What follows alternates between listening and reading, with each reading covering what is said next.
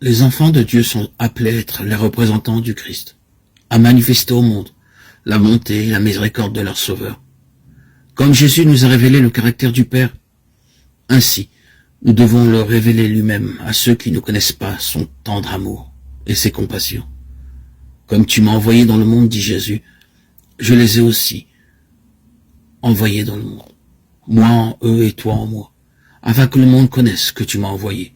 Jean 17, 18, 23. L'apôtre Paul écrivait aux chrétiens de Corinthe, vous êtes manifestement des lettres de Christ, connues, élues de tous les hommes. 2 Corinthiens 3, 3, 2. En chacun de ses enfants, Jésus envoie une lettre au monde.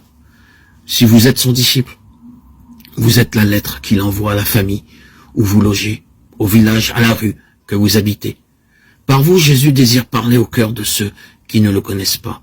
Peut-être ne lisent-ils pas la Bible, n'entendent-ils pas la voix qui leur parle dans ces pages, et ne voient-ils pas l'amour de Dieu dans ses œuvres. Mais si vous êtes un véritable représentant de Jésus, il est possible que, par vous, il soit amené à comprendre quelque peu sa bonté, à l'aimer et à le servir. Les chrétiens sont comme des phares placés sur le chemin du ciel.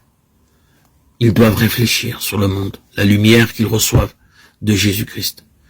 Leur vie et leur caractère devraient être tels que d'autres puissent obtenir par eux une juste conception du Sauveur et de son service. Si nous le représentons fidèlement, nous ferons paraître son service attrayant, comme il l'est en réalité. Les chrétiens qui se découragent, qui murmurent et qui se plaignent donnent au monde une fausse conception de Dieu et de la vie chrétienne. Ils font croire que le Seigneur n'aime pas voir ses enfants heureux et ils portent un faux témoignage contre notre Père Céleste. Satan jubile quand il peut entraîner les chrétiens à l'incrédulité et au découragement. Il est heureux quand il voit que nous manquons de confiance en Dieu et que nous doutons de son désir et de sa capacité de nous sauver.